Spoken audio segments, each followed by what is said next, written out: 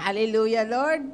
Lord, maraming salamat po sa oras na ito, Panginoon. At ikaw aming tinataas, Panginoon. Ikaw ang aming sinasamba, Panginoon, dahil ikaw ang aming Diyos. Nakapuri-puri, Panginoon. Dakila ka, Panginoon. Panginoon, sa oras na ito, Panginoon, ang aming mga panalangin, Panginoon, ay talagang ikaw ay yung tumutugon, Panginoon. Dahil lahat ng aming panalangin ay talagang sa iyo namin to itinataas, Panginoon. Dahil walang iba, Panginoon, kundi ikaw lang ang makapangyarihan sa lahat. Walang iba, kundi ikaw lang, Panginoon. Marami pong salamat, Panginoon. Gabayan mo kami sa oras na ito at sa mga makakarinig, Panginoon, ay ilagay nila sa puso at isip, Panginoon, ang mga ipinapahayag mo, Panginoon, para sa amin ngayong oras na ito, Panginoon. Marami pong salamat sa iyo ang aming papuri at pagsamba sa pangalan ni Jesus. Amen.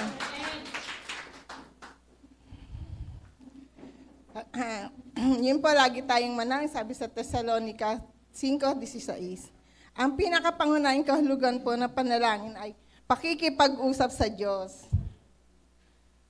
Ano ang panalangin? Yun nga po, ang pakikipag-usap sa Diyos. Sabi po sa Jeremiah 29:12-13, kung maganap na ito, kayo'y tatawag, lalapit at dadalangin sa akin.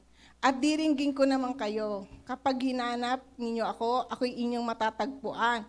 Kung buong puso nyo ako nga hanapin. Yun nga po, di ba sabi nga po, ang pakikipag-usap sa Diyos, ang panalangin ay hindi pagnilay-nilay o pagmumuni-muni lamang. Ito ay direktang pakikipag-ugnayan sa Diyos. Ito ay komunikasyon ng kaluluwa ng tao sa Diyos na lumikha sa Kanya, na lumikha sa atin. Ang panalangin ay ang unang paraan ng pananampalataya para maipahayag kay Jesucristo ang kanilang nararamdaman at ang mga pagnanais na makipag-ugnayan sa Diyos. Ang panalangin daw po ay maaring naririnig ng malakas o tahimik. Kumbaga po ay pwede nating laksan, pero kung may personal po, pansarili lang po tahimik. Maari ding pribado sa gitna ng o pribado o kaya sa gitna ng maraming tao. O formal o hindi formal. Lahat ng panalangin ay inaalay na may pananampalataya. Yun po, kailangan po talaga pag nanalangin tayo, may pananampalataya po. Sabi po sa Santiago 1:6.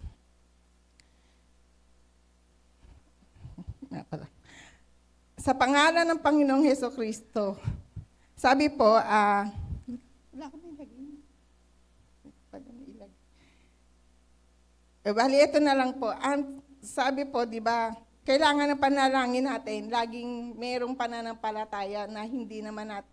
Ang pananampalataya po ay hindi natin nakikita. Kasi po, talaga ang Lord, talaga naman po hindi natin siya nakikita. Pero po, nararanasan natin siya at nararamdaman natin. Dahil alam ko, pag ikaw ay nananampalataya, talaga mararanasan mo ang Lord. Dahil talagang yung pananampalataya mo, sa Kanya mo lang talaga ibinibigay. Sabi din po sa Juan 16:20, at sa pamamagitan ng kapangyarihan ng banal na Espiritu. Yun po, kailangan meron tayo tulong ng banal na Espiritu. Kasi po, kung wala naman po yun, ay para ano pa po yung panalangin natin? Dahil siya po ang magtuturo sa atin ng kung paano tayo manalangin.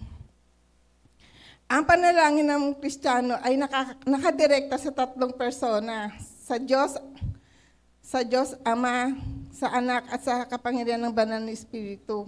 Ang masasama ay walang pagnanais na manalangin. Sabi nga po sa Salmo 10:4, yun po nga, yung sabi po sa Salmo 10:4 na ang mga masasama ay hindi na nanalangin. Kaya po ang ating panalangin na ang mga masasama na hindi na nanalangin ay believe na sa sarili nila po. Yung baga yung hindi sila na manampalataya kasi nga alam nila sa sarili nila na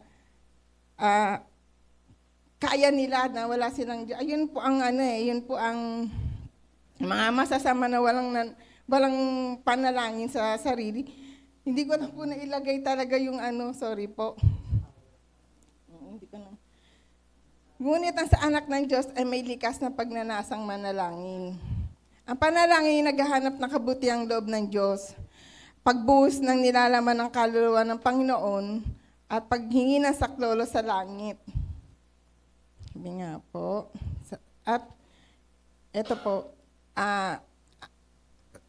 ang sabi po sa awit, 73:28, wala din. 73:28,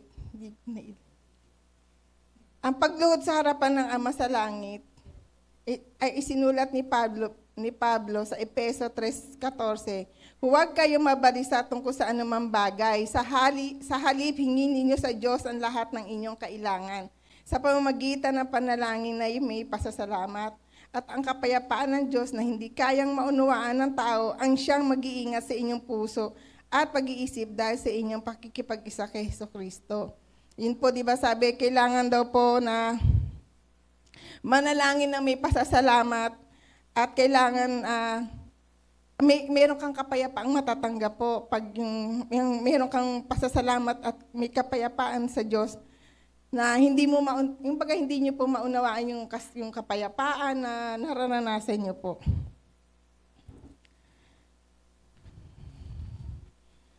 Meron pong iba't ibang paglalakbay ng panalangin. Ang una po ay panalangin ng pananampalataya.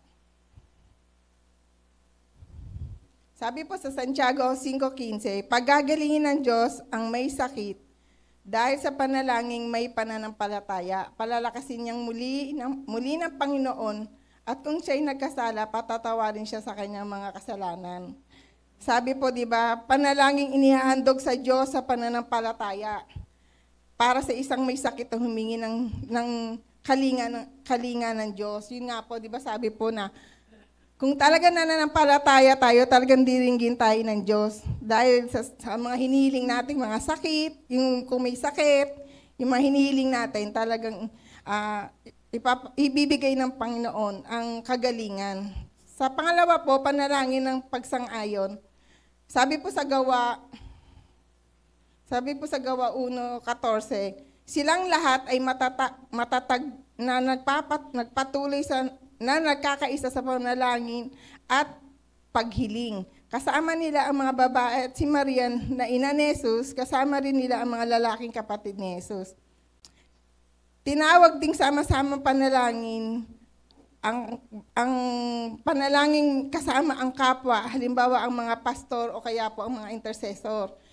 Kasi po yung panalangin ng pagsang-ayon po, yun yung may mga kasama tayong mga matatanda tulad ng mga pastor, ng mga tulad natin mga intercessor po. Yung panalangin ng pagsang-ayon. Sabi po sa pangatlo po, panalangin ng paghingi. Pilipos, panalangin ng paghingi, Efeso 6:18 pala. Manalangin kayo sa lahat ng pagkakataon, humiling at sumamo sa patnubay ng Espiritu. Lagi kayong maging handa at patuloy na ipanalangin lahat ng hinirang ng Diyos. Sabi po, panalangin ng walang alinlangan ng may kasamang pasasalamat sa Diyos. Yun po, yung nananalangin tayo nang hindi tayo nag-aanilangan. Na talagang alam natin kasama natin ng Diyos. Yung talagang alam natin na nanalangin tayo na tutugunin ng Lord yun dahil kasi nga po, di ba yung pananampalataya tayo, kaya alam natin na kasama natin ng Diyos sa mga bagay na hindi tayo nag-aanilang. Kasi pag nag-aanilangan po tayo, talagang parang sarili lang natin po inano natin na hindi tayo naniniwala sa Panginoon. Pagdating po sa 4, panalangin sa pasasalamat. Sabi po sa Pilipos 4:5, ipadama ninyo sa lahat ng inyong kabutiang loob, malapit na dumating ang Panginoon. Panalangin nagbabalik sa lahat ng biyaya at pakilala sa mga gawa ng Diyos.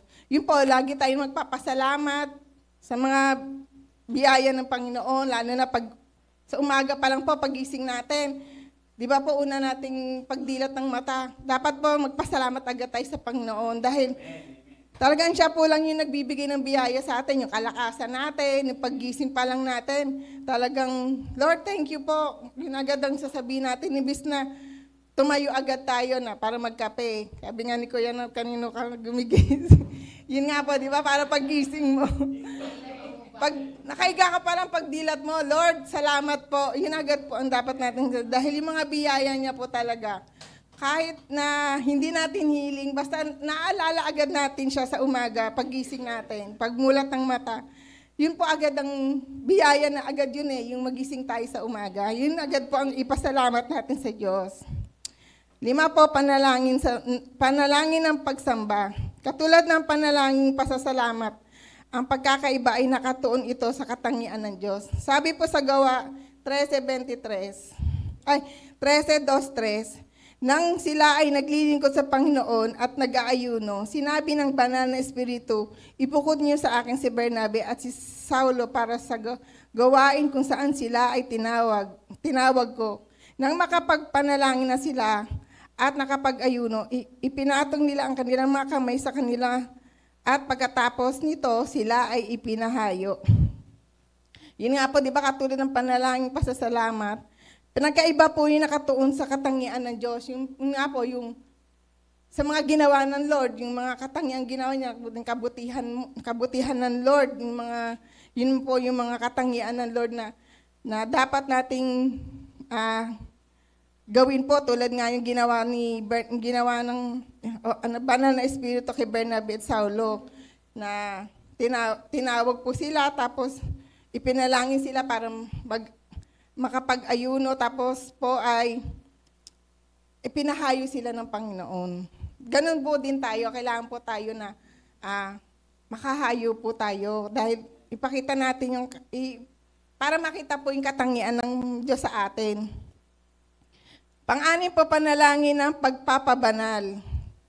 Sabi po sa Mateo 26:39, lumayo siya ng kaunti, nagpatira pa siya at nanalangin. Ama ko, kung maari po, ilayo ninyo sa akin ang kopang ito ng paghihirap. Ngunit hindi po ang kalooban ko, kundi ang kalooban ninyo ang mangyari. Yun po, panalangin ng pagbubukod ng sarili upang sundin ang kalooban ng Diyos. Yun po, di ba, sabi, manalangin ka ng hindi yung kalooban mo ang masunod, kundi yung kalooban ng Panginoon ang masunod. Dahil sa lahat po ng panalangin natin, kung yung kalooban natin na masusunod, sa genie po tayo yun. Hindi po kay Lord tayo hindi po sa Lord, kundi talagang kailangan sa Lord, yung kalooban po ng Panginoon ang susundin natin. Kasi kung hindi kalooban ng Lord, hindi natin dapat gawin. Pero kung kalooban ng Lord yun, talagang mangyayari po yun. 7, panalangin ng pamamagitan. Sabi sa 1 Timoteo 2:1-2, una sa lahat, ipinapakiusap kong idulog ninyo sa Diyos ang inyong mga kahilingan, panalangin, pagsamo, at pasasalamat para sa lahat ng tao. Italangin rin ninyo ang mga hari at makapangyarihan upang tayo makapamuhay ng matahimik, mapayapa at makadiyos at marangat. Sabi po, panalangin para sa ibang tao, gaya ng utos sa atin na manalangin para sa lahat ng tao. Yun po, hindi lang po sarili natin ang dapat nating ipanalangin, kundi pati rin po yung bansa natin, yung maghahari, yung Pangulo natin, na ipag-pray po natin. Ibig sabihin po yung paglalakbay po, di ba? Hindi lang sarili mo, hindi lang anak mo, kundi lahat po kung saan. Kumbaga para ka naglalakbay na iba-ibang, Israel, ipag-pray mo yung United States, kasi di ba po, yun ay kailangan nating ipag-pray dahil kung may gulo kasama tayo dun kaya kailangan po ipag-pray natin lahat, pati yung mga kapitbahay natin, imbis na hindi na ipag-chismisa natin, yung kipag-marites tayo. Ba't hindi natin sila ipanalangin, yung mga kamag-anak natin, yung mga biyenan, lahat po. Kasi po yung panalangin, pwede po sa lahat yan, hindi lang sa sarili natin. Kung maari nga po yung sarili natin ang huli. Di ba po?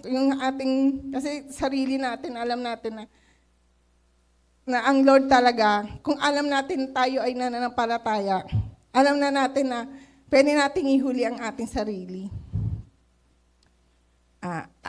Isa pong po sa Acts po, ito po yung isang lang po, paalaala lang po. paraan ng epektibong gabay sa panalangin. Yung pong gabay po natin, sabi po sa Acts po, ACTS. Sabi po sa A, adoration, pagsamba. Yun na yung pagsamba, una, sambahin ang dakilan niyang pangalan sa mamagitan ng pag-awit sa Diyos. Ito po yung pagpapaalala lang po, lalo na po sa mga baguhan pa lang po. Pag-worship sa Lord, unang hakbang upang maging epektibo ang panalangin. Siyempre, totoong Diyos ang aawitan mo. Siyempre po, iharanahin natin tulad ng pagharana na ng pag tayo naniligaw, di ba po? Haharanahin natin. Ganon din ang Lord. Haharanahin na tutugtugan natin. O, di ba, minsan nakanta tayo kahit hindi maganda boses. Kantahan natin ang Lord. Letter C po, confession. Paghingi ng tawad. Kailangan mag-confess ng ang bawat isa sa lahat ng bagay na nagagawa nating kasalanan upang luminis ang ating mga puso, mawala yung baryo na naghihiwalay sa Diyos sa atin sa kasalanan, kasi ang naghihiwalay sa atin sa Diyos ay hindi tayo pakikinggan ng Lord kapag madumi yung puso natin. Yun po yung pagko-confess natin. At yung banal na espiritu, di yan titira sa puso ng marumi, tumitira yan sa puso ng malilinis. Kaya napakahalaga po yung confession. Magko-confess ka po. Yung pagsisisi at paghingi ng tawad sa Diyos. Kaya sa ikalawang, kailangan natin mag-confess po pagdating sa letter C po. Pagdating po sa letter T, thanksgiving. Pagkatapos po mag-confess, susunod naman po ay ang magpasalamat ka sa Diyos. Yun nga po, sabi ko po kanina, di ba po, magpasalamat sa Diyos una, yung buhay mo, hininga mo, pagdilat mo sa umaga, pag-iingat sa paglabas mo sa bahay, sa pagkain, pasalamatan lahat ng ginawa ng Diyos para sa atin. Yun nga po, di ba? Kailangan natin magpasalamat po. At letter S po, supplication. Pagsusumamo, gustong-gusto ng Diyos yung tipong wala ka ng ibang aasahan, kundi siya lang. Yung lumuluha tayong tumatawag sa Kanya. Ang luha kasi ang nagpapakita ng sincere. Gusto ng Lord na lumuluhod ka dahil siya ang nagbibigay ng lunas sa lahat ng problema. Wala tayong ibang lalapitan kundi siya lamang, walang hihingian kundi siya lang, walang iba. Kaya nga po, di ba sabi, pagsusumamo, yung talagang kailangan natin na maipakita natin sa Lord na talagang yung pagluhod, hindi yung luhod na ano lang po, pero yung luhod na talagang nakikita ng Lord na talagang nagsisisi ka na yung pagsusumamo mo sa Kanya, lahat po yun ang supplication po na sinasabi po dito na ang acts po ay madaling tandaan para sa mga baguhan po na tulad ng mga bagong believers pa lang po. Kaya po, yun lang po ipaalaala lang sa mga Christian na baguhan po, pero sa atin po siguro alam naman na natin po ito, di po ba? Kaya po, ganun dito na lang po.